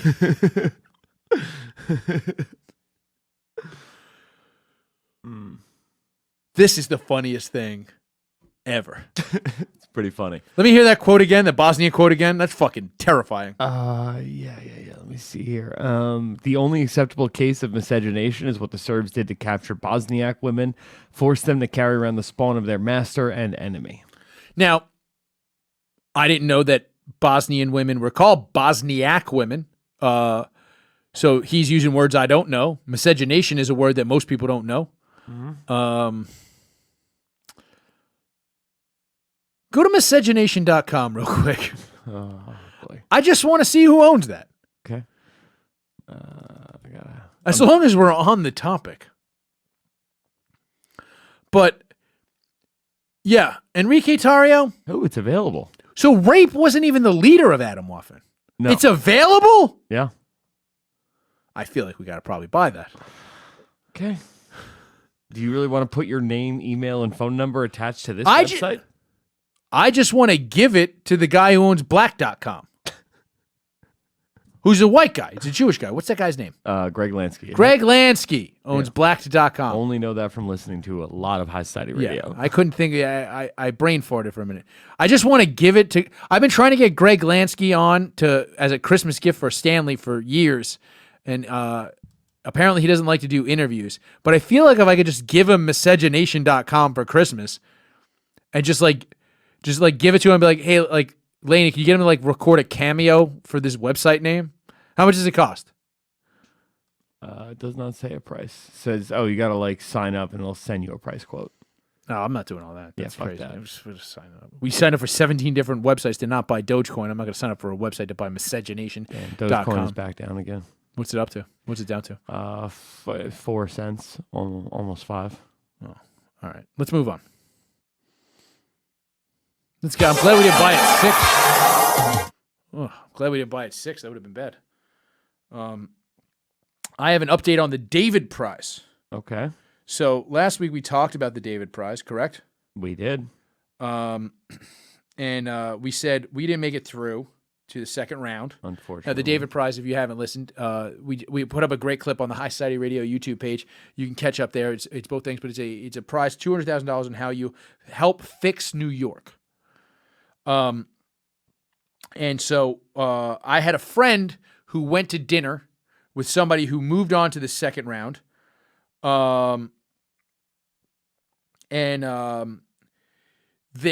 They basically were like, he said that the person who worked on this campaign said that we had a better plan. Our plan was to build a Waffle House above the lair from the Foot Clan in the first Ninja Turtles movie. And he listened to the show. He didn't respond to my text when I asked. And he listened to the show and was just like, "Oh, I just didn't get your text. Here's all the information about that project." So she works for DSNY, and so this guy's name is Nelson Molina, and he's a garbage collector. Can you please look this up? Nelson Molina. I didn't look it up. I wanted to look it up on the show because I figure I want to react to this in real time because we've got this whole David Prize saga going and we're going to reapply next year and maybe we'll tweak our whole thing. They want to know how our work's going to be going. Listen, we figured out a few things. I went to Waffle House. I went to a Waffle House down in Georgia a couple weeks ago and I realized that there was like a fat girl breathing without a mask near me, and it freaked me out. So that's some research on Waffle House. We also now know that we don't want Atomwaffen House anywhere near our Waffle House. Probably would conflict with the clientele of any Waffle House. Right. But you'd think waffles would bring these people together. Especially atomic waffles. Yeah, man. Jesus. Let me know a little bit. Do you have anything? So any I have information? Nelson Molina, the garbage collector, the guy who spent 34 years as a garbage man in New York City. Is that the guy you're talking about? Should be him. Okay. So I have his trash museum. Yes, he has. Oh, yeah, I do know who this guy is. I don't know that much about his trash museum. I know, it's not a trash museum. You know, it's way cooler than a trash museum. A subterranean ninja lair. With an above-ground Waffle House. Yeah. Yeah. Did we even look up the franchising rights for a Waffle House? Is $200,000 going to cover this? I'll come out of pocket a couple Dogecoin, Mike. Whatever. Look. So look at some of this. Look at this Inspector Gadget toy. That's pretty dope. It's pretty dope. But you could just buy that on eBay, Mike. This guy made it past us. This is egregious. I mean, honestly, if we're keeping it real here, he's got a sign that says "Treasure in the Trash" by Nelson Molina. Yeah, I don't know why that's in a museum. There's nothing. Yeah, the only treasure in the trash is like one of those chicks with like curly, bleach blonde hair, and you know she's sucking dick. You know what I'm talking about? She's in a pile of garbage? No, she's just a trash bag. Oh. Yeah, like fucking Tyson Fury's wife. Yeah, oh yeah, like that fucking broad. Paris. No, I mean, look, everything about the aesthetic of this place. It looks, I'm not going to lie, I would like to hang out in this place. You know why? Kind of looks like he's doing a Foot Clan thing. It does have it's got a bit of a Foot Clan vibe. It's got that 90s feel. Pull back up.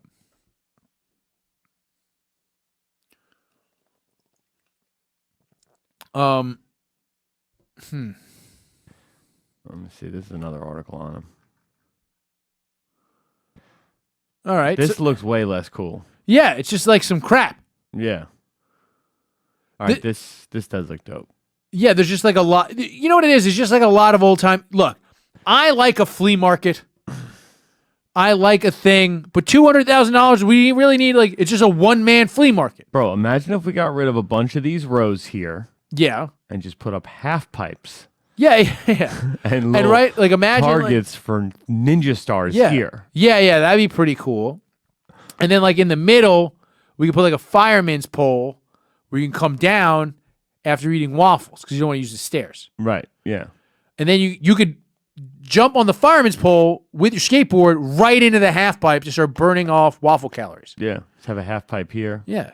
And like in the back behind that American flag, that's where we would keep all of our stolen Newports. Right. You want menthol or regular? One of each. Yeah. There we go.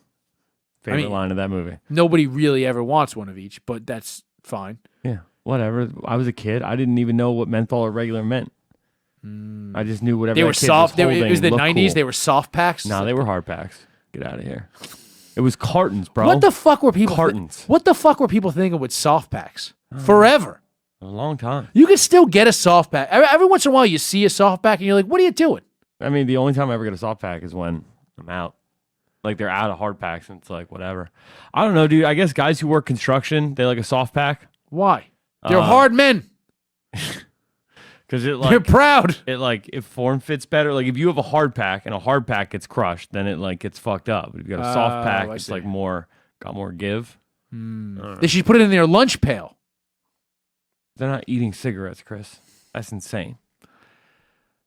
Atomwaffen eats cigarettes. Obviously. Pull up some Nelson Molina. I think we had a better idea. I just don't see how treasures in the trash. Look, it looks kind of cool. It doesn't look $200,000. It doesn't look like we should have gotten. First of all, I mean, this is just a video going through the whole place. He's not an organizer. Yeah, just play it without sound. Yeah. Actually, let's hear some of his voice. since 9 years old. We never threw anything out. We always recycled everything in the house. He's just a hoarder. One of the original Social Security card. I remember when I was a kid. That's pretty cool. I used to get something like this. That's 2 weeks mint before condition, Christmas. old-timey Everybody Social was Security throwing all card? the old toys away. They're getting new toys for Christmas.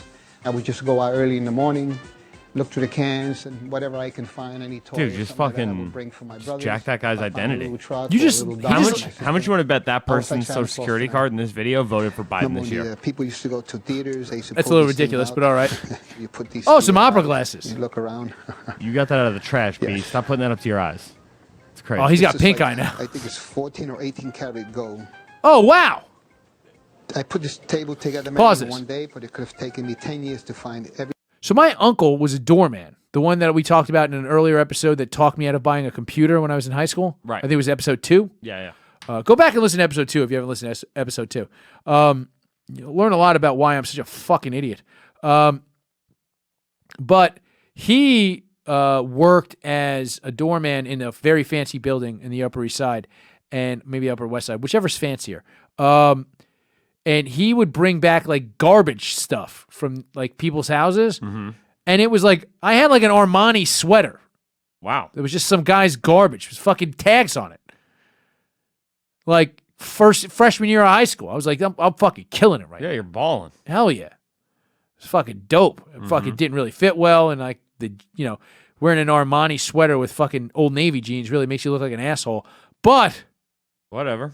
Killing it. I felt cool. Mm-hmm. Moral of the story is, do you want to look through some old junk? Or do you want to fucking play the Ninja Turtles arcade machine in the Foot Clan lair? I thought that it would make more sense if you put the Ninja Turtle arcade machine in the Waffle House part, right? There's no arcade machines in Waffle Houses. There can be in the lobby when you first walk in, when you're waiting for a table.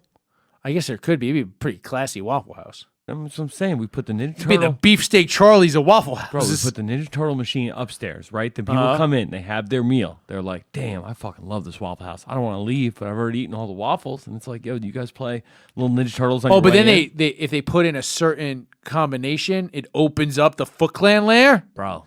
Like if you do like up, up, down, down on the Donatello D-pad or whatever, you do up, down, down, left, B, start or whatever. Right. And then fucking... Whatever the Contra thing was. Yeah, whatever the fucking... Yeah, Sonic the Hedgehog or whatever. We will pick one of those famous codes. Right. Right? If you just do Sub-Zero's Fatality from Mortal Kombat 1... Digging it. And then just fucking... Fireman's pole. Mm-hmm. You get handed a skateboard. There's got to be like a fishboard deck, though. You can't... Like the old school, you know what I mean? Yeah, obviously. The big fat deck with like the plastic brake on the back. Right. That nobody used. Mm-hmm. Isn't that how you stop a skateboard? That's fucking stupid. That's insane. Yeah. And then just whoosh, right down on the half pipe. Boom. Mm-hmm. Got this all figured out, man. Yeah. That's what I mean. But no, they want fucking trash. That guy doesn't seem like an activist, an organizer, or an entrepreneur. I'm not doing any of them things. Nope. He's not. Well, I mean, he is actively he's actively organizing all that junk. But I don't think he was charging people to come in there. So he's not an entrepreneur. Mm-mm. We would have an actively organized fucking dojo. Active dojo. Doge. Oh. Moving on.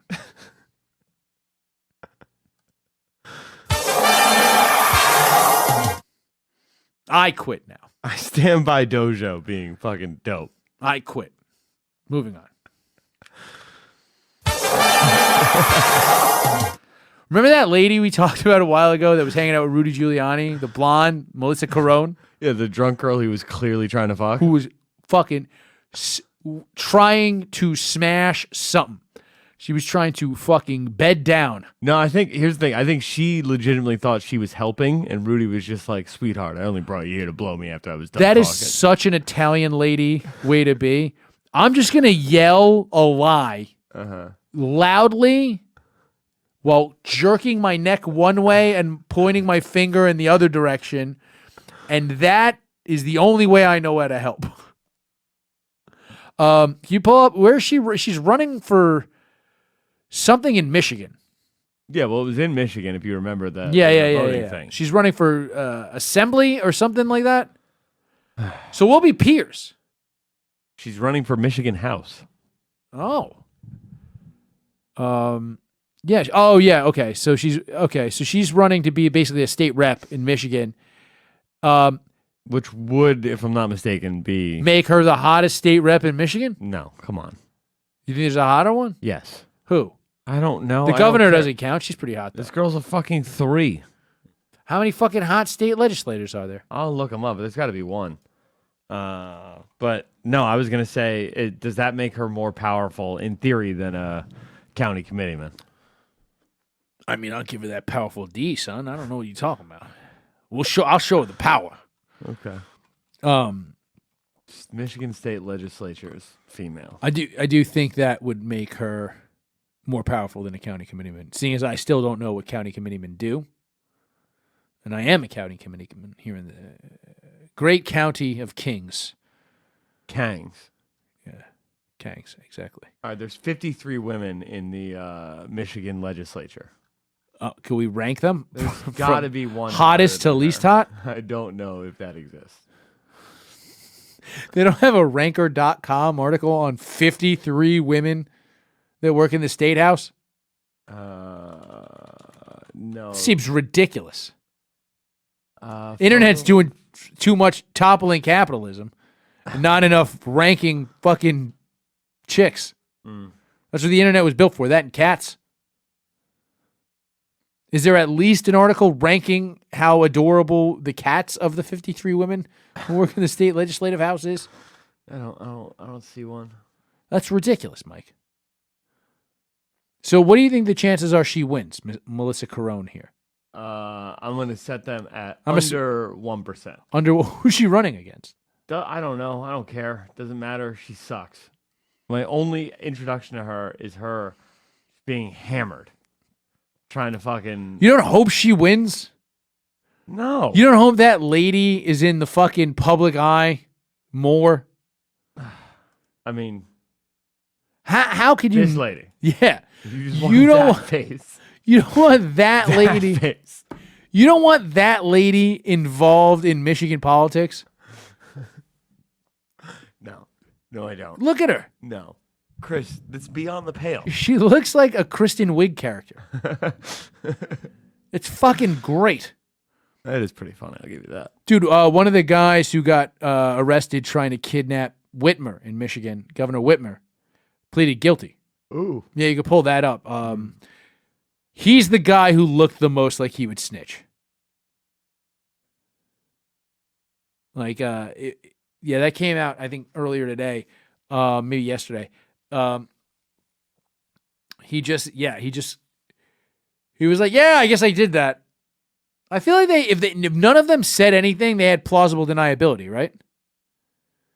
Because what do? They just found them with rope and stuff, right? Yeah, that guy does look like a snitch. Yeah, he looked like he was the guy who was going to turn. He's got light eyes and shit. You can't be going to prison with light eyes. No. It's no good. Says he's going to cooperate fully. Even if it means hurting people you know. This means you could have to testify even if it means hurting people you know. I do, Your Honor. God, what a fucking... You know who wouldn't be doing that? Atomwaffen. Rape. Yeah, Rape would not be doing Rape that. ain't no snitch. Rape would go to jail just so he could rape that guy to let him know that you don't do that. True. Rape's like, remember the D-Block song where Jadakiss is like, I know people who go to jail just to get their teeth fixed? That's rape. And so, you know, while I'm here, you know what I should do? Rape. Probably get some rapes in. I mean, I'm here. Probably do some raping. It's prison. It's the one place it's socially acceptable. Gotta live up to my name, dog. Yeah. All right, before we go, Mike, moving on. Wait, hold on. I got a photo of some of the women from the Michigan you do? Statehouse. What I'm not gonna lie, that fucking goofy bitch might actually be the hottest. Oh, she is, because that in the background, the one that looks hot, they're all very older women, so it's not like I'm not shitting on these. These women may have been fucking fine pieces of ace in their day. When? Name that day. Fucking the 5th of never? No. Come on now. You're telling me, all right, that chick in the purple jumpsuit in the back. Her. I'm going to tell you this right now. 1940? Oh, 80 years ago? That bitch was fuckable. Look at her. She's got fuck me eyes right now. I don't know what that lady's name is, but I just know she's wearing that fucking jumpsuit. She's ready to jump these bones. You know what I'm saying? Look, I guarantee you that chick was hot in high school. Pull up that picture again. Let's see some more of these. I just closed it. Oh, why would you do that? I'm not done. None of them are hot. They were, though. No, they weren't. You got a picture of how they were in your mind's eye. Bro, you're drunk. If you're trying to tell me that any woman in this picture, other than maybe Whitmer on a great day, is Whitmer hot. on a great day is good looking. She's all right. I'd say that blonde in the back, probably That's all what right. I'm saying. She's all right. I'm just saying. I bet in high school Talking about this one or this one? No, that one. I bet in high school, she's like 60. You talking about 40 years ago. Chris. Look up what that lady's name is, and then look up her high school yearbook. How do I look up her name? I don't fucking know. I don't even know what. You brought us here, Mike. I said moving on. You didn't play the drop. We could have been well beyond. You just said it again, so. Now, you brought to the show. You brought some sex doll news. Yeah, dude. Obviously, you just had Brick Dollbanger on. You got. Yeah, we just had. I love talking to Brick. I'll have him on whenever. So what's the story here? So this bodybuilder who got legally married to his sex doll admits that he is now cheated on her. Cool dude alert. A bodybuilder who's married to a sex doll? Yeah, this guy's awesome. He is now cheating on her with this object. Oh, it's just an object. It's just a thing. I don't know what it is. This is the weirdest video I've ever seen in my life. This guy's just rubbing a beaded. It looks like titties, I guess. And I mean, now you want to talk about hairy shoulders? Yeah, but he's jacked up. He's pulling off the no shirt thing. I'm getting there. What is happening? Why is this allowed on Instagram? Is my question. Because it's fucking art, I guess. Oh, he's nuzzling the thing. Does it say anywhere in? Stop looking at me, dude. Oh, dude, stop looking at me. It's gay. Oh, he loves that thing. He's licking it. Oh, he's suckling it. Is it meant to be titties?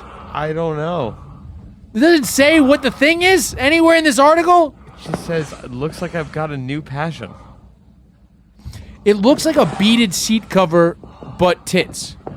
Right? I don't know what it looks like, dude. I can't look away. This is disturbing. You're Chris. gay. You gotta look away. This is disturbing. I can't believe how long this video is. 3 minutes 3 long. minutes and 30 He made an seconds. IGTV video? This wasn't just a story? Yeah. Jesus Christ. I mean, I want to see how this ends. You gotta click extra to watch the whole thing? Oh, well, he's sliding forward. Oh, this is just... Oh my God, he's wearing it on his head. Was that just his cock hanging over? Yeah, that's Because if so, decent piece. Fuck a woman. Oh, whoa, scared. Who are you more scared of, that guy or rape? I mean, that guy's definitely playing rape in the movie. It's true. Yeah.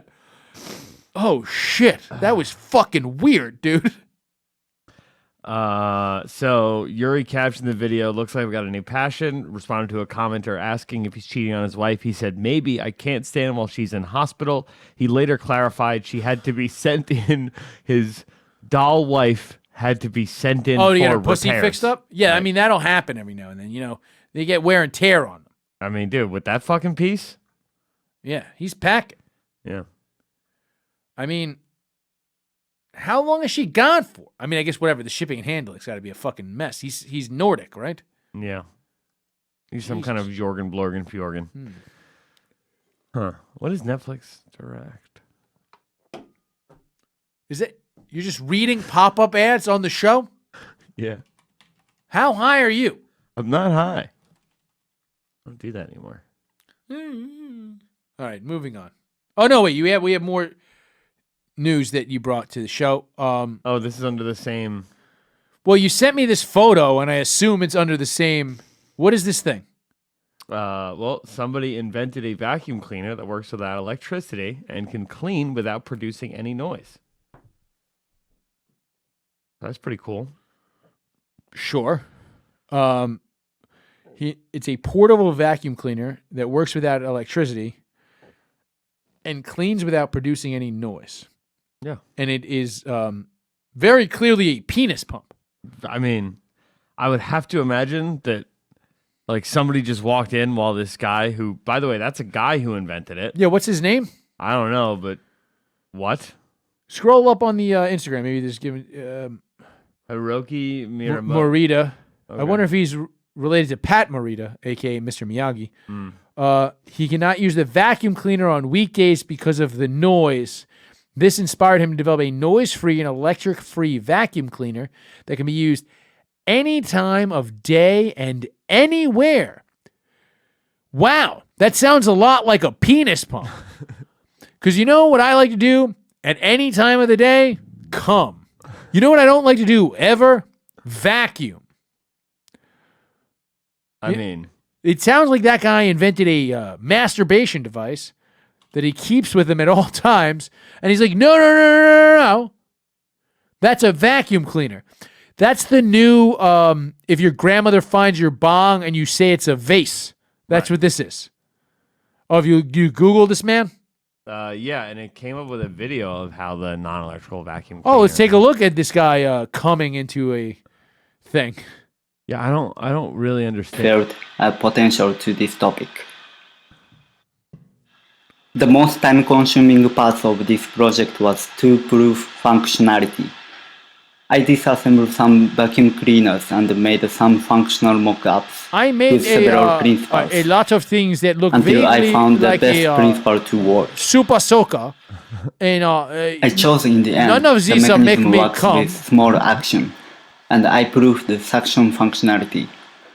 To turn the top knob 5 times makes 10-second suction power. Oh, 10 seconds. That's all it takes. 10 seconds. 10 seconds of suction. Regarding on this 10 seconds mechanism, suction power? I 10 started seconds. to think about the component of this product. The mechanism has the 3 key elements. One is planetary gear. It increased the number of rotation from 1 to 600. Ooh. However, the gear needs to have huge force to rotate. In order to make the force, Luckily, I the really want to mechanism come. has torque spring as the second key element. The third key element is needle bearing. The bearing only rotates in one direction. It transmits the force of the torque spring to the planetary gear steadily. I most took care in this phase was to keep all components Pause this, Mike. in minimum diameter. He's showing it almost like as a schematic, and it still looks like something you have sex with. Yeah. Like if the blueprint of your thing still looks like you fuck it, that's a thing you fuck. I think this guy just invented a thing he fucks and couldn't think of something else it did. And was like, no, it's a vacuum cleaner. I think it's the opposite. I think he was in the process of fucking it, and his roommate walked in, and he was like, I'm vacuuming. Yeah, that's what I'm saying. And then he just had to, like, no, I'm saying like he got caught fucking it, and was just like, no, I'm vacuuming, and he's just been holding to this lie like Mary with the Immaculate Conception. But so that guy was just like, I know you were vacuuming that day, but I noticed that like you're vacuuming with the handle part on the floor. Yes. He's like, well, the suction part seemed to be pressed against your, I'm gonna say loins. No, I was Crumbs. It was crumbs. Yeah. Oh, fuck, that's good. Yeah. That's good. As somebody who just ate a peanut butter and jelly in bed today.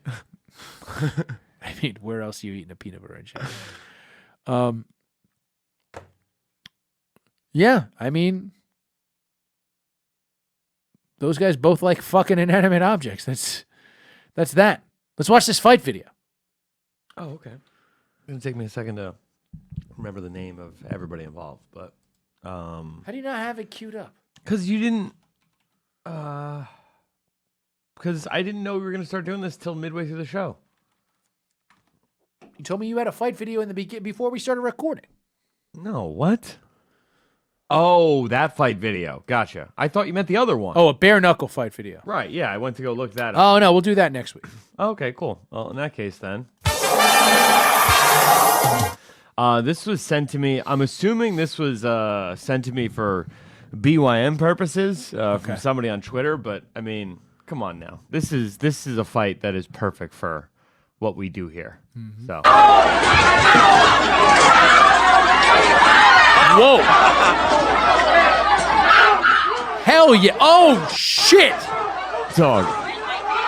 Your man picked up the bar stool and just decked somebody who then got up and kept fighting. Holy shit. Put a link to this in the show notes. Yeah, for sure.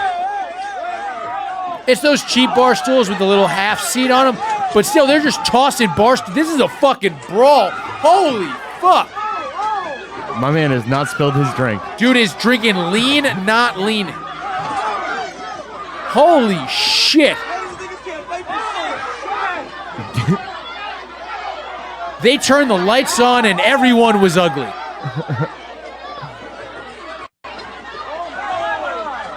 Holy shit.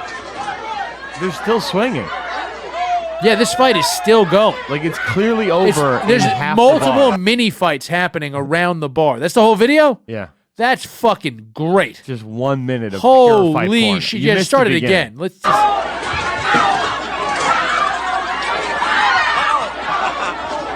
It seems like there was two fights happening that could, like, met up in the middle and then just kept... That guy who swung the bar stool looked like he was like, I feel like I should be doing something, so he just did that.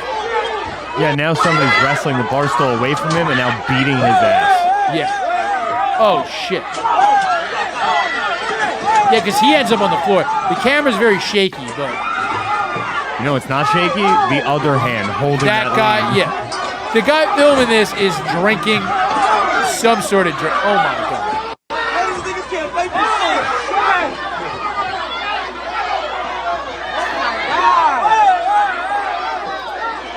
Dude, his fucking ass is hanging out. The guy who was swinging the bar Yeah. stool.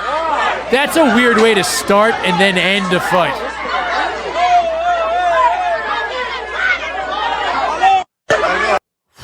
Oof. That's a hell of a video that you brought to the show, Mike. I appreciate that. That made my night. You got it. Well, this has been a great episode.